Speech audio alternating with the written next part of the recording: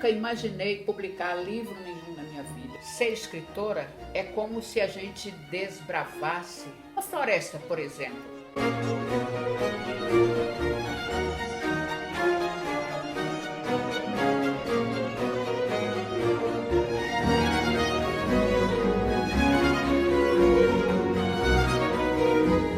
Eu me tornei escritora a partir de uma ofensa que eu sofri, talvez poderíamos chamar atualmente de bullying.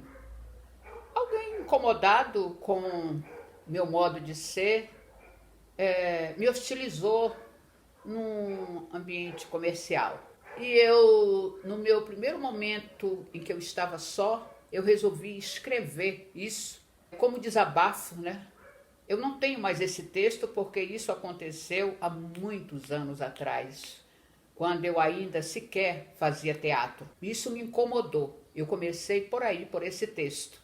Depois eu acho que até queimei. Se queimei, foi a melhor coisa que eu fiz. Em 1990, eu produzi o meu primeiro poema. Também como forma de desabafo, porque eu estava escandalosamente apaixonada por uma pessoa e eu via toda aquela perfeição da minha inspiração para fazer esse poema naquela pessoa. Eu me descontrolei, fui fazendo poemas, só poemas de amor, de amor, de amor.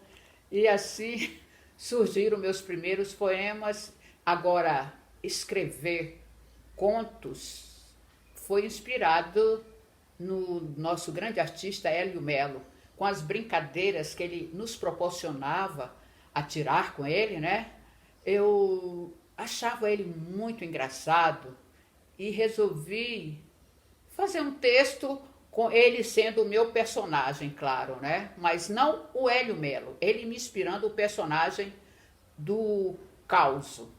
E foi esse Causo que foi classificado para entrar na literatura acriana, que chama-se O Homem que Enganou o Boto, que eu tenho a maior vontade de que alguém um dia faça desse conto um filme. Eu gostaria muito. Estou desafiando você que gosta de cinema, porque dá assim um filme sensacional. Eu não tenho essa habilidade, mas eu desafio quem quiser fazer parceria comigo para transformar esse caos aí em um filme.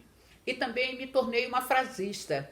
Eu não tinha esse conhecimento de que eu tinha essa possibilidade. Não foram frases que eu tirei dos meus poemas, foram frases que surgiram no meu dia a dia, nas minhas amarguras, nas minhas dúvidas, nas minhas interrogações. E eu aproveitei, e quem quiser conhecer as minhas frases, estão no site O Pensador. É só me procurar com a minha identidade, vai me encontrar.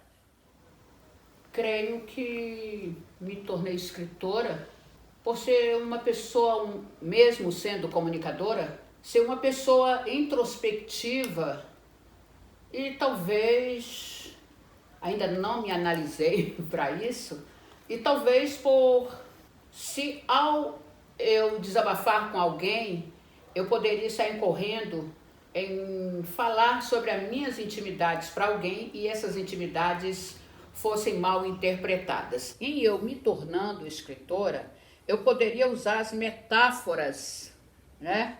E usar histórias da minha vida sem que as pessoas soubessem que foi, né, que eu estava contando os fatos da minha vida. Essa é basicamente a interpretação que eu faço ao ter adotado essa minha forma de escrever também. Ser escritora é como se a gente desbravasse cada dia mais uma floresta, por exemplo, porque você está sempre se deparando com o desconhecido e com algo que você ainda não teve acesso. É desafiador ser escritora. E também usar da humildade para compartilhar com alguém as suas ideias, para que essas ideias te impulsionem para você realizar aquele projeto que você se determinou fazer. Olha, o papel do escritor, além da escrita, vai como reflexão para que ele possa responder a quem interessar suas técnicas, suas habilidades e também ter disciplina para coordenar projetos que beneficiem outras pessoas e incentivem pessoas que querem entrar nesse universo. Eu nunca imaginei publicar livro nenhum na minha vida. Eu só queria desabafar, escrever. E uma pessoa que começou a ler os meus textos me incentivou. Foi quando eu me preparei para lançar o primeiro livro, que chama-se Quase Nua. Essa foi a minha primeira obra, meus primeiros poemas saíram nesse livro. Foi em 2000. E esse livro, ele me possibilitou a me mostrar como uma produtora de algo que eu nunca havia feito. Eu imaginei, realizei um espaço para fazer o lançamento desse livro. E o nome? Como surgiu o nome dessa obra chamada Quase Nua, que é o meu primeiro livro de poemas? Alguém roubou dos meus rascunhos 1 ou 2 poemas, 2 páginas, e eu senti falta depois, que a pessoa tirou bem escondidinho assim. E eu fiquei um pouco magoada com isso. Uma pessoa disse: por que você não faz um poema para essa pessoa que roubou teus livros? Aí eu falei: vou fazer. E eu ainda não tinha título para o livro. Daí eu me senti assim, roubada, faltando alguma coisa. Eu me senti quase nua, faltando aqueles pedaços. Aí por isso surgiu o nome e tem o poema também, né, que surgiu dessa situação. A minha segunda obra eu lancei em 2008, chamado Devora-me. Eu gosto muito dos girassóis, e um plantio de girassóis me causa assim um frenesi, algo até celestial, como se eu estivesse subindo ao céu quando eu vejo uma plantação de girassóis. E a capa é um plantio de girassol com um beija-flor. Esse livro trouxe poemas mais ousados e temáticos. Poemas, por exemplo, que eu fiz de uma mulher que foi espancada e acorrentada numa região rural daqui de Rio Branco. E após eu assistir uma reportagem, essa reportagem me inspirou a fazer um poema dessa situação. Então eu comecei a enveredar também por esse estilo, né? Além do erótico, né?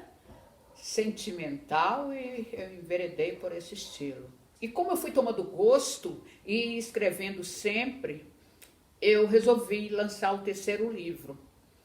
E o terceiro, eu não queria um nome comum.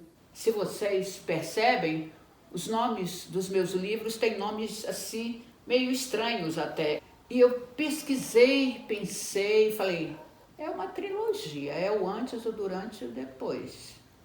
Quase Nua, Devora-me. Aí comecei a pesquisar, aí eu lembrei: plenitude. Você é estado de plenitude, você realizou tudo, né? Você chegou ao ápice. E cheguei finalmente ao nome Saturitas. Lancei em 2015 com mais de 50 poemas. Eu gosto do Saturitas, que ele traz assim mais um amadurecimento, porque quando eu já lancei esse terceiro livro, Saturitas, eu já havia assim convivido com outras pessoas mais amadurecidas nesse campo de poemas, né? E elas me deram muitas dicas. E ao longo de todo esse tempo, eu participei dos festivais e concursos. Veio esse daqui e eu participei com um poema, Poesia Não Rima com Pandemia. Eu fui privilegiada também com um espaço aqui nessa outra antologia, 2020 e A Prisão Invisível. Gostei muito também desse trabalho, desse desafio.